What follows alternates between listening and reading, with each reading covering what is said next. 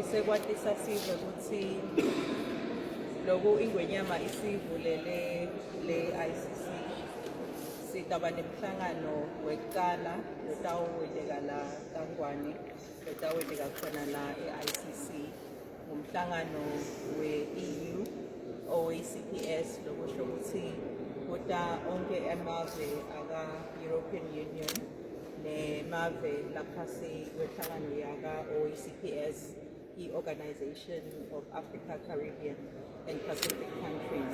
Kusho ukuthi-ke onke lamave atawuhlangana la kaNgwane uhlangana emalunga ephalamende kubitwa ngekuthi i-Joint Parliamentary Assembly, meaning malunga ephalamende lamele onke lamave langephasi kwe-European Union ne-OECPS atabe ahlangana laphaya kusukela mhlaka 7 kuya kumhlaka 14 lo mhlangano utabe eteka lana shothi nje the next 7 days kusukela kusasa sitabe sihosta nababuya kuwo onke lamave kuyasithokozisa singhulumende lokuthi immediately after sito sivule i-ICC sesiyabona lokuthi na i-ICC vele ikhombisa ukuthi International Convention Center ukuthi sitabe sihosta i-Europe onke lama members of parliament abuya onke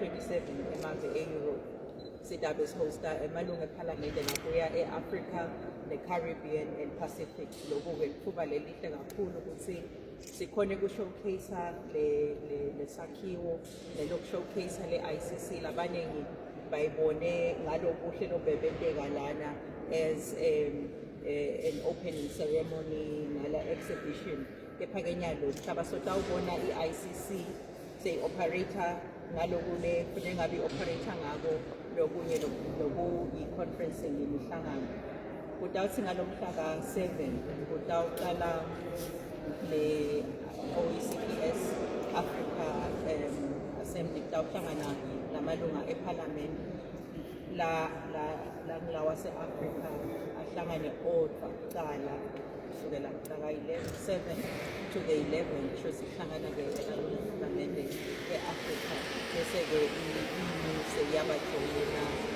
mhlaka 12 to the 14.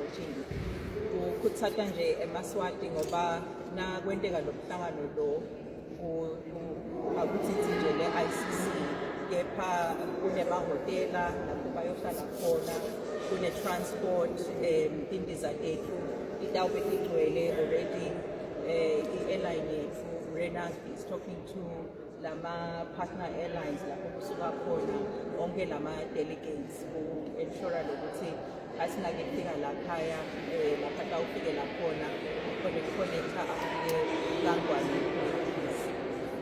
Sifuna nekunatisa-ke ukuthi airport yethu KM3 sesi-set up diplomatic lounge lapho khona ama-diplomats ethu atawukhona ukuthi angene abe ne-access lehlukile ngoba specific area lapho khona ama-diplomats sinase sinesakhiwo lesinje kumele ukuthi sibe nacho onke lama-facilities to take care of ama-diplomats. So airport kune-section that we have renovated sita-invite nitobona ngiyathemba nokuthi naniyobona labanye kumbe some of the executive delegates are arriving nitawubona nokuthi sekhona shukela lendekile the-airport shothi that is the first phase of the diplomatic lounge. There's another phase tawuvulwa masinyane that is still being worked on.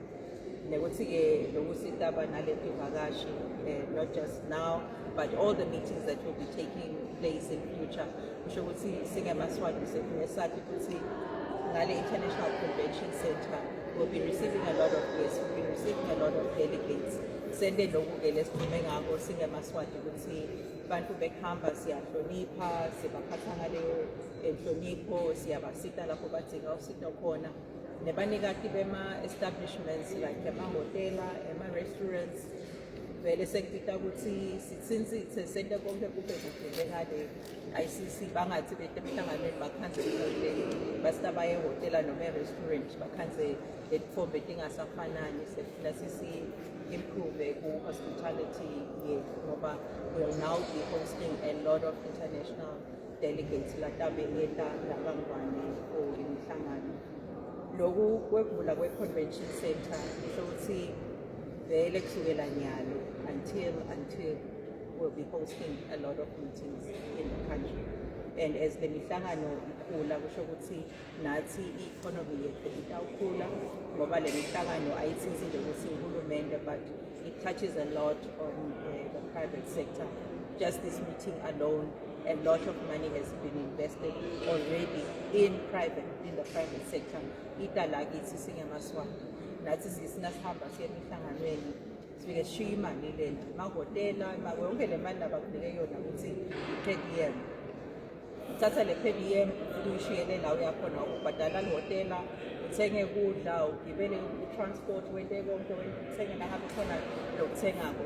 Nyalo labantu nabenta la batawufike bashiye imali evela kaKwaNdwe. So kumele ukuthi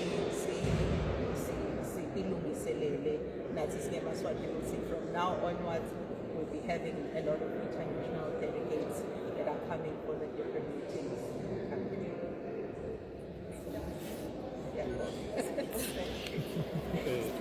Siyabonga Minister. Bonemhlangano ngale Minister ngathi noma bokushiya ngamabomini ukuthenza ukuthi bohlangane nabantu. Bengihlangane na ambassador lokuya e-Israel njengoba sathi livela kaNgwane established diplomatic relations with Israel in 1968.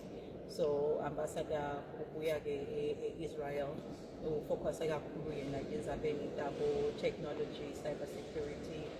So besikhulumisa ke indzaba leti ukuthi singaqhubeka kanjani sindlondlobalise ubudlelwane bethu nelive le-Israel. Israel isibambise kakhulu etindzabeni te-defense, netindzabeni te-health.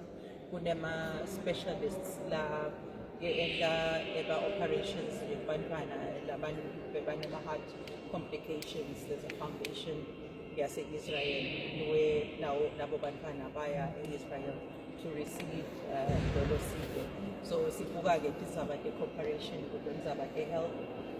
Israel iyalida kakhulu etindzabeni te-technology, not just in the health sector, kepha medical sector nakhona bayalida nako cyber security.